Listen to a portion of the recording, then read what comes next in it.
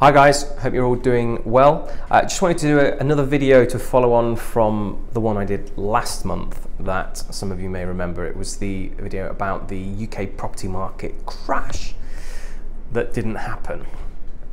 So as you know, as before I said that we tend to use Hometrack, which is a tool that a lot of surveyors use as well.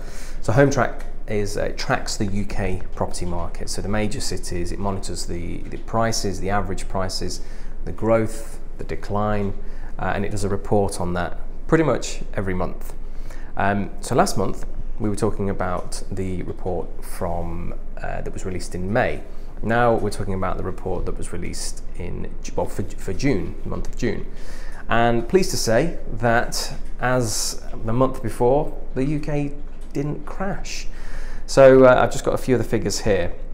I mean, most cities, to be fair, they didn't skyrocket, they didn't shoot up, property prices haven't gone up by 10-15%, but equally they haven't fallen. You know, there's been no decline.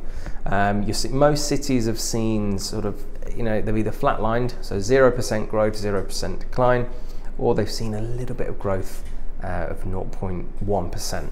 But if you look at it over the last 12 months, year on year, places like Manchester, they're still up a healthy amount, 4.1%. Leeds is up 3.6%. Nottingham, 4.5%. My beloved Leicester is up 3.1%.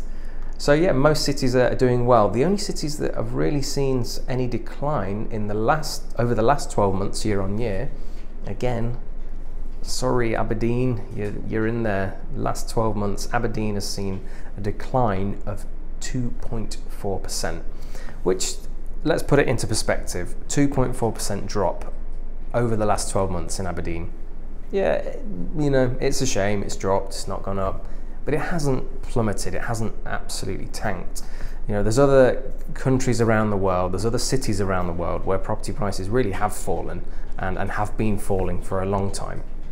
The UK, throughout a pandemic, has remained resilient, has remained strong.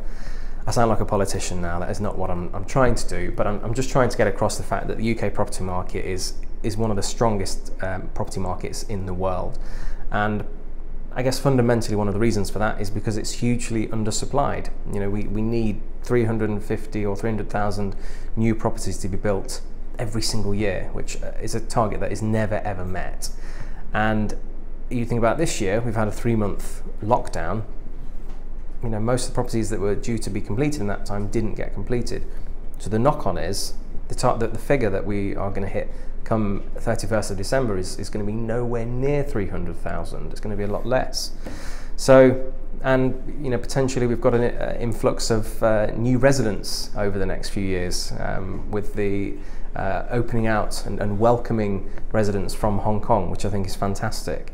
So potentially we'll see more people in the UK, and still a massive shortage of properties, which is only going to have a squeeze the property prices even more. It's going to force them upwards, it's going to force the rents upwards. So I'll post a link. It'd be good to hear other people's comments on this, whether you think Hometrack have got it right.